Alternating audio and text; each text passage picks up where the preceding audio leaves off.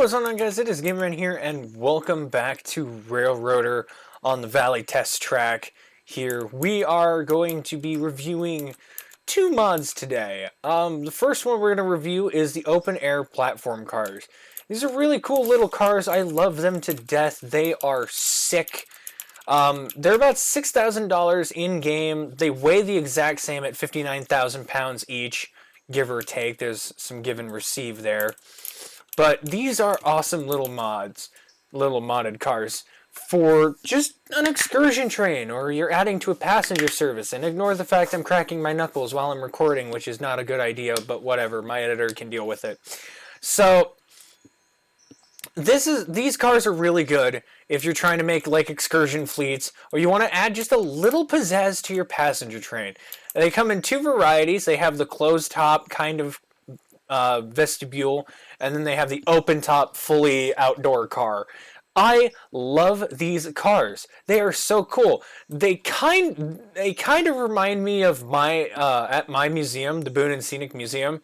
They kind of remind me of this car that's going to pop up on screen here. It reminds me of this one in some respects, but it's really cool. I love these things. They're so cool. And of course, we're also here with Skookum. One of my favorite articulated in the entire game. I love the Skookum. It is such a good little articulate. It's awesome. And it just kind of fits that a little Skookum like this would be pulling an excursion fleet like this. But let's say you're working the branch lines and these little coaches aren't enough. What do you do? Well, in my opinion, I would probably do a lot of different things. I would either try and expand the passenger fleet, or I'd get a stronger engine, or, you know, I would just do something to try and make the branch line here at Alarka through Alarka Junction work. But there is another option. It's something that if you want something way more modern in your fleet, I would recommend it.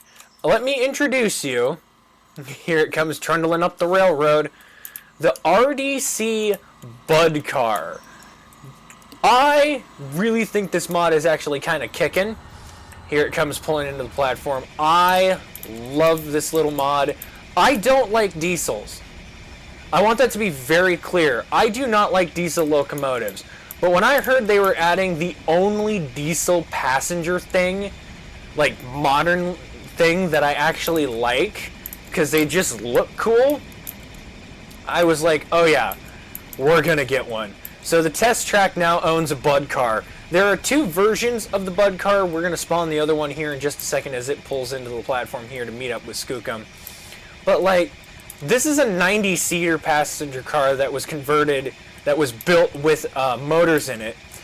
And it was basically designed to, it was basically designed to take care of the aging passenger trains that were basically dying. These passenger trains were dying in the 40s and 50s when this thing was built, and this was designed to help with branch lines or struggling engine services.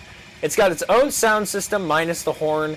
It is detailed interior-wise. If we just quickly jump in, it does have some detailed interior. You can sit in it and, you know, explore the interior of the car.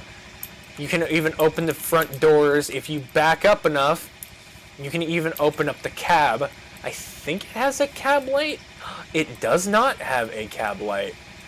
But, you know, the controls and everything are all operational. Like, the brake handles work, the levers work. If I actually turn on my lantern here, you can actually see more of the details in here.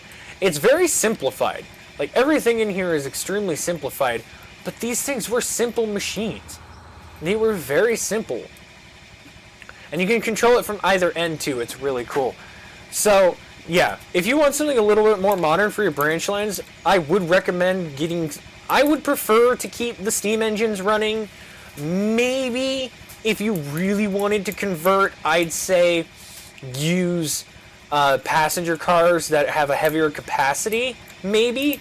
But this thing holds 90 people and has about the same amount of fuel as the S100. And it's only $18,000, so it's pretty darn cheap for what you get. It is a good late diesel in terms of the era, But the thing is, they never ran on the Murphy branch. They would have never ran on the Alarka branch either, because the Alarka branch didn't exist. But this is still cool. This is still cool to have. I would love it if there was a better way to work with these things. But you also have to spawn them in via the passenger window. And so if I spawn here, you'll see the other RDC version available. This one is customizable. The Chrome one isn't for some reason, which is a bit strange because I would have liked to have a way to customize the engine. But you can just add special texts to it. You can change the color of it. I'm pretty sure, yeah, base color. You can change it to blinding white, dark black, a red, a grayish. You can change it to any color, and I love that about this one. This one is very cool, and you can give it names. We'll name this one Bob, but you can name the cars. You can do the same thing with this one, the Chrome one. You can name it as well, but I don't think you can customize. Okay, well, you can customize the lettering. I don't think you can customize. Yeah, no, the Chrome stays. So the Chrome can't be customized in any way, shape, and form. But they also have functioning marker lights, which I think is really interesting. And they've got a modeled Leslie horn just up here. Some of these had horns, some of them had air whistles on them. They were really cool machines. Let me just shut the engine up. If you press F11, you get customized windows to goof around with these things. But yeah, so this is kind of another double mod review. I love these things. They're super, super cool. These passenger cars. The Bud car is interesting, but I've noticed a couple of problems with it.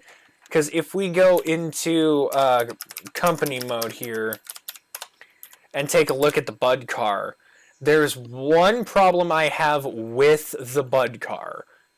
Where did they put... Did they actually put it in locomotives to buy it? Where is it? Okay, it's under diesels.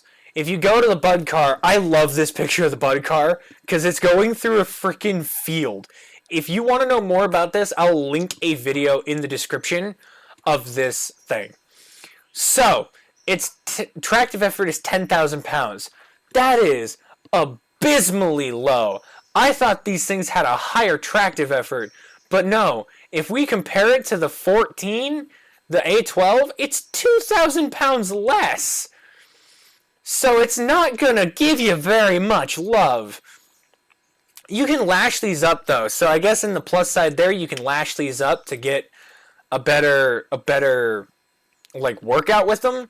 They're medium curve radius, so they could go up the Alarka branch if they wanted to. They could go just about anywhere, but don't, for the love of God, don't use these in freight service. They will die. If you go to the open air cars, you can see 59,000 pounds, 36 passengers. I think it would be hysterical in some regard to take the open air cars and put it on a Bud car. But the Bud cars are not that good. You'd have to lash two of them up, okay? So let's see here. Let's just do the math real quick. 10,000 pounds. What is the next closest thing that isn't the A12? You could technically outrank this with a G16 Mogul. So unless you're using this exclusively for branch line work, or maybe fast expresses, don't. Just don't. It's not going to pull anything. It could maybe pull a car. But these are meant to be lashed together in multiple units, similar to like an AA set. But instead you'd have two passenger cars with a capacity of 90. That's like almost 200 something, I think. I could be having my math entirely wrong. But these are good. But the open platform cars are my S tier favorite. I love these passenger cars. But I thank you guys so much for watching this video. If you like this video and you want to see more videos like this, hit the like button down below, hit the subscribe button down below, hit the notification button, become part of the gamer team. Also, go check out w.gg right here. It's going to be in the description down below. Use my creator code GAMERTEAM for 10% off your order whenever you buy from W. They are currently doing some limited edition stuff right now. They're working with Crunchyroll. I think it's who they're working with. Awesome, awesome stuff.